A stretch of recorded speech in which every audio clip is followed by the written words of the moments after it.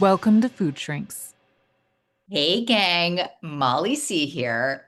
Well, I just want to say, first of all, I will give you my little shtick, which is can you please go subscribe however you are ingesting us today. And it's really so helpful to us. And if you have like about 3.5 more minutes, can you comment and can you like and can you share? Because more food shrinks is better and more food shrinks is merrier. But by the way, can I also say thank you to everybody who's actually doing this for us? We are seeing it and we like deeply appreciate it and we love you and wish. So today it's just me and Molly P. We're having a hot date. Clarissa's on vacation. Where is she? Yeah. Costa Rica? No, she's on her way to Alaska Oh, on a cruise, on a right? cruise. Yes. Wow. Do Yeah. you, I never have a desire to go on a cruise. It makes me feel very stuck. Yeah, same. I have no desire to be on a cruise either. If you want to see my control issues, just compound. Right. You would Put you put on me a on a boat cruise with ship. 5,000 people and see what Fair. happens. Yeah. I once I was in therapy and I used to just go to this gym and I would just take classes and classes and classes. And my therapist said, um, why don't you join the gym for a year? And I was like, what if I want to move to Utah? Join the gym? So anyway, the therapeutic assignment was join the gym. And so I went to the gym and I said, I need to join. And they said, why don't you just sign up after the class? And I was like, no, if you don't I have to do it. It's now or Right never, now. that's how I feel about a cruise. Anyway, Totally. anyway. So here on Food Shrinks, we have been kind of talking around this idea of starting to talk to you all about spirituality and how to do it and what to do it. I think it's so important. So we're going to try to start talking about it today. Yeah. Yeah. I love that. We're going to try to start talking about it today. Like, it's not a one and done. Like, clearly, we don't have all the concrete answers, but it's just about, yeah, the conversation, getting I it hope we started. never have all the concrete answers on spirituality. Can we I just hope do not either. that? Yeah, agreed. Then we would have to call it something else, probably. We did. Someone was saying to me the other day, like, what do you think what do you think happens when we die? I'm like, I don't know. Like, I have the audacity to think I know something like that. Right. But I do think, especially with the food stuff, it's really easy to make it like medical and weight-based, right? Like it's really Mhm. easy to make it like a food plan and a number on a scale. Yeah. And like, they always say in AA, like they sort of say it in this way that the person who I came in as will drink again. Mm. So basic, like, which is to say, if I don't change part of my constitution, my belief system, the way I experience life, if I don't learn how to put on a different pair of glasses to live Mhm. this life, then I'm not gonna be able to stop being addicted to something. Mm. And that's kind of spirituality to me, which is finding a new way to experience life. Yeah, I would agree. I would agree. I think for me, like, I even take it a step further. It's like a new way to experience life, but also like letting life in fully, like Ooh, say all more. I have the chills all over my yeah, body. I think that like I like what you were saying, like almost like a new pair of glasses through which we see the world.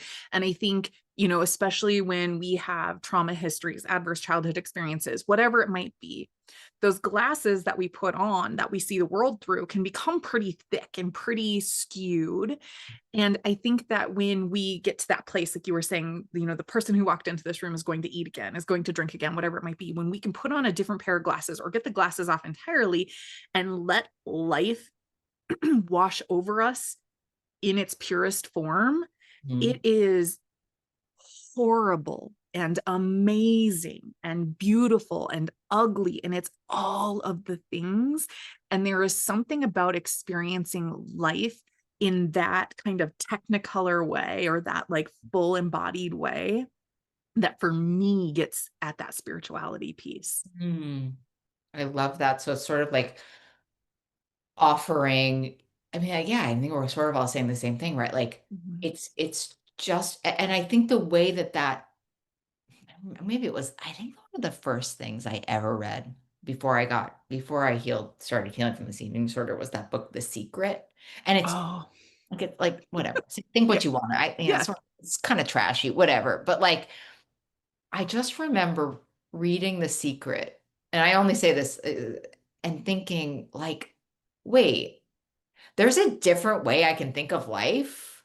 Like, wait, Right. like I can just like start to say like believe, receive, like that's I can just do that and maybe something will change. And like I wasn't so knowledgeable about like positive psychology and mantra and all of the meditation and journaling and all of these things that help me move from my lower self, which is where like my addiction my lies, where all of my scarcity lies, where my reactivity lies, and kind of like find something above me, like this higher vibration, like this higher self that I do really want operating this world, like no questions asked. That's who I want to be.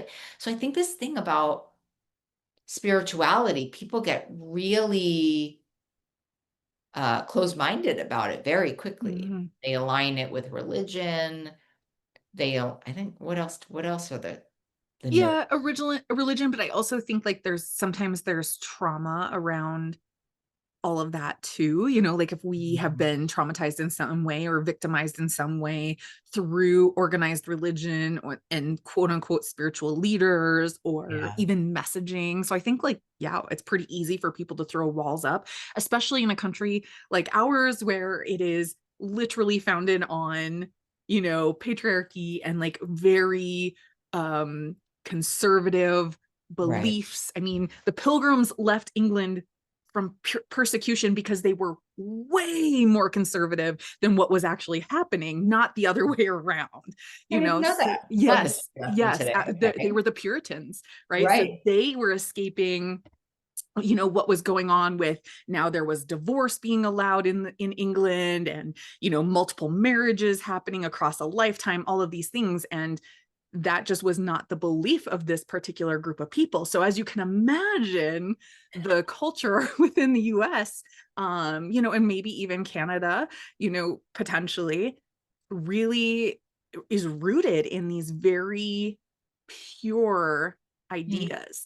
And that can really rub up against with, our beliefs when we have trauma, when we have addiction, when we have mental health stuff. yeah. Well, and I think that that's the piece that for me with spirituality. I mean, actually, I think that what you're saying is so true. I think before I mean, I want to also say to anyone listening, my spiritual life is the most important thing in my entire life. Like, I don't have anything if I don't have that. And I work really hard to nurture it every day. Um, yeah, it's like, it's so to me, it's really the cornerstone of all of my recovery. And I think how I came in and like, yeah, my adverse child experience is just the lessons I was taught from it, the lessons I took were like, I'm not enough. Mhm. Everybody leaves. Like like just, I should, I'm too much, all of those kind of lower level trauma driven cognitive distortions, call them what you want. Of course, I'm addicted, blah, blah, but I think they really drove me to food. I don't know about you, Mom. We never actually talked about this, but I was compulsively overeating since I was 4. Sure.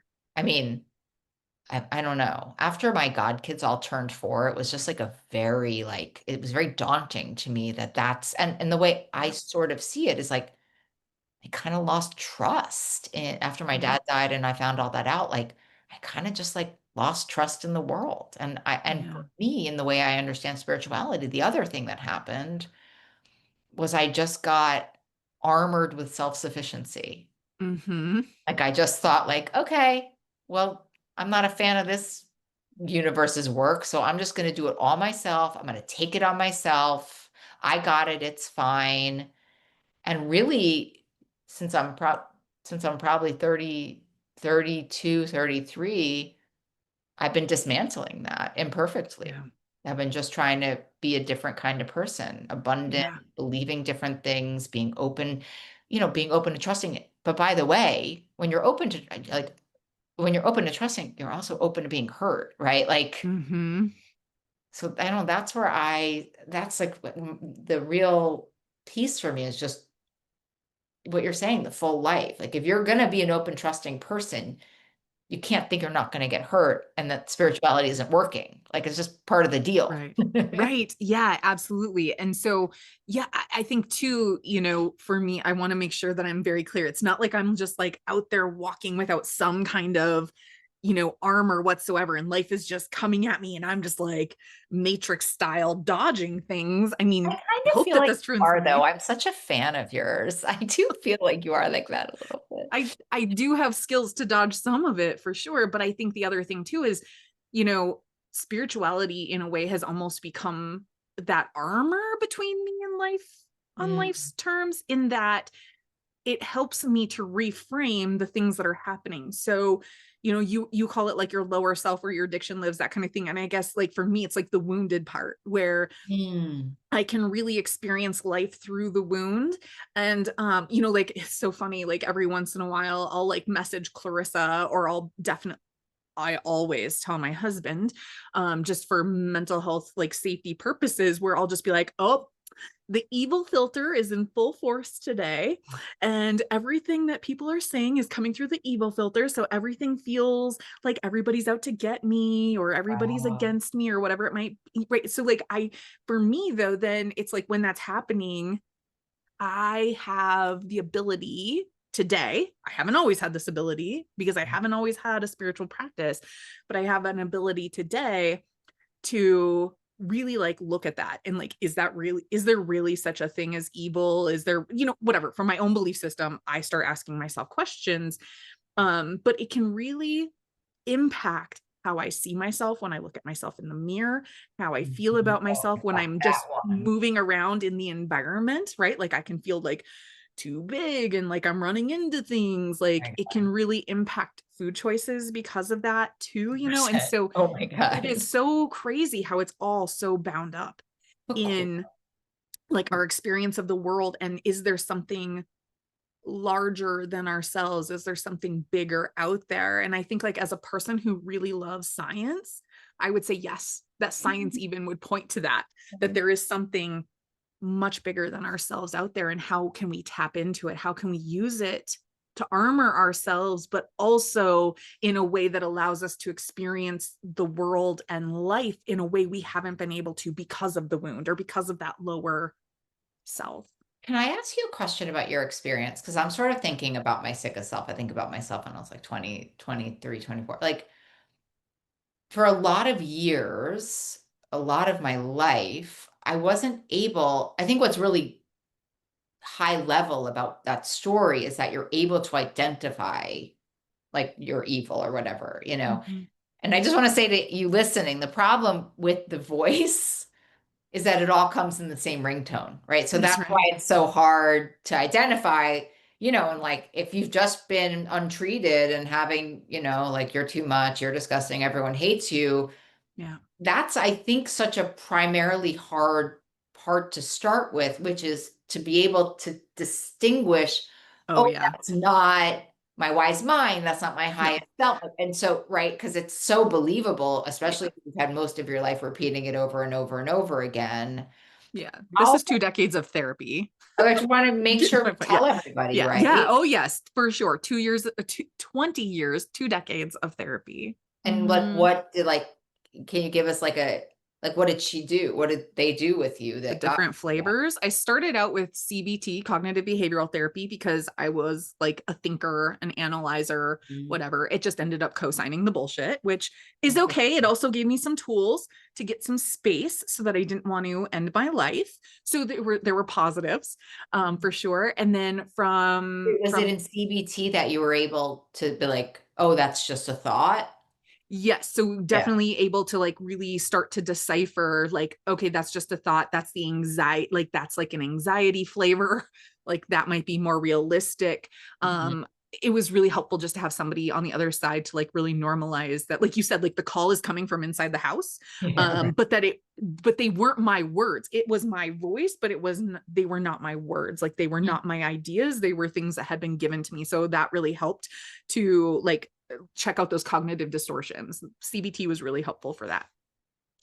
And then I really got into then I got into trauma work. So I tried Mm. EMDR, not my favorite, but it does work for a lot of people. I'm not anti It EMDR at worked all. It miracles for just me. Yeah, it was was amazing. not my Yeah. jam. Honestly, a lot of talk therapy coupled with neurofeedback, Mm. coupled with medication on and off over the years, Mhm. coupled with, going and doing things like mindful self-compassion courses, for me, where like I'm Oh, I immersed in just it for love that six, we're eight like weeks at a throwing our time. ideas around. I mean, Yeah. the story's very different. I mean, yeah, I think, I think it's just I think if we're thinking about a jumping off point for somebody, right? Yeah. It's like I would be listening to my sickest self, being like, well, good for Molly and Molly that they Yeah. and Oh, because that was me. That for me was too. totally me. I God, was I like, good know, for I you. know. Go have your spiritual practice. Yay for you. Blah, blah, blah. And I think I think like our paths take the route that they take for whatever reason. That Yeah. you arrived at that place where you could let it in because of some Well, like, desperation is what well, it is. sure, but it was a combination of events and people and beliefs and whatever that got you to that place where you were just like, okay, like I have literally nothing else to try. Yeah. Well, it's sort of being open. It's sort of like being open to the possibility. I remember when I first joined AA or OA, one of them, and I was friends with this amazing woman named Alex, and she was just such like a lovely mother figure to me. And I would be like, I feel like these people are trying to brainwash me, like my Yeah. resist, and she Yeah. very funnily, and so please, this is a humorous thing I'm saying. Yeah. She's like, Molly, it seems like your brain maybe needs some washing, and so I don't know. I think there has to be, pain is usually the only way we get to a spiritual life because it's like, this is clearly not working. This feels untenable in my mind. I love that you came to it through CBT, though. That's a really interesting thing. When I first heard my cousin, who's a DBT therapist, also would say to me, Molly, it's just a thought, and a thought could be changed. And I wanted to punch him in the face. Like, you don't understand. It's toxic in here. It's like, and then, Yeah. yeah, I think it's about, so we're just like, this is our first episode on spirituality. If you Yeah. guys want more, please tell us. But it's sort of Totally. about being willing to invite in other ideas and beliefs that maybe you want to integrate, right? I mean, it's kind of Definitely. simple Definitely. anyway. I mean, I would say one of the things that really cracked me open really was I was working in the correctional facility. And at this point, I was like the therapist in the facility. And we had a gentleman who severe schizophrenia and, um, you know, was really struggling and he was having nightmares and they live in pod situations. So we're talking like multiple bunk beds, 10 men to a room, so like it was dangerous for him because if guys aren't getting their sleep, they're going to take it out on the person who's preventing them from getting their sleep. Right. And I just remember sitting down with him and like having this conversation and it was coming out he was having these nightmares and it was too hard to decipher, is this the schizophrenia, is it nightmares, is it real, is it not real?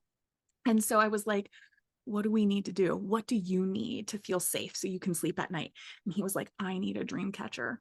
And so we got to go and get this dream cat, and so like I think like there are just these little moments along the way that really just kind of like shifted for me. Like, oh, like there are these other ways of doing life, of experiencing what we're experiencing, and it can be shifted by just having this symbolic dream catcher or this prayer or this mantra, Beautiful. And whatever it's it on might be. offer for all of us. Like it's like the only limitation is the closed mind. And we can talk next Yes, week about how to open the mind, but totally. like a belief is just a repeated thought. Like That's it. really. That's it. So It's it a can go story. You can tell a new story. You can right. tell a new story. which I love so much about it. And I think spirituality has really given me that permission. Yeah, yeah, yeah. To just believe differently. And it's such a healing from like all of our traumatic pasts too. Yeah, definitely. Well, like Molly said, if you want to know more, if you've got questions, if you want to chime in, you can email us at asktheshrinks@foodshrinks.com. This is one of the Mm. best dates I've ever had, Molly P. Thank you. Oh, we should do it more often. Thank you. Bye, guys. Thanks for listening to Food Shrinks. Quick reminder, this podcast isn't a substitute for professional medical advice. Always consult your healthcare provider for guidance suited to your needs.